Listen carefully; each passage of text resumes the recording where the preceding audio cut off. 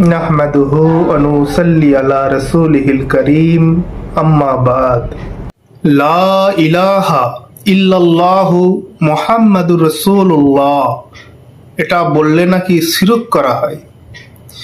কুসংস্কার মনস্ক নীচ মানসিকতার স্পষ্ট উদাহরণ এই ধারণা। কেননা লা ইলাহা ইল্লাল্লাহ এবং মুহাম্মাদুর রাসূলুল্লাহ পৃথক পৃথকভাবে কোরআন শরীফে উল্লেখিত হয়েছে।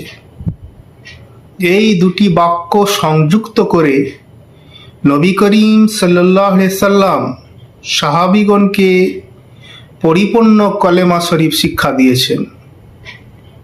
সাহাবীগণের যুগ থেকে আজ পর্যন্ত এই কলেমাই ইসলামের মূল কলেমা রূপে সর্বসম্মতিক্রমে স্বীকৃত হয়ে আসছে।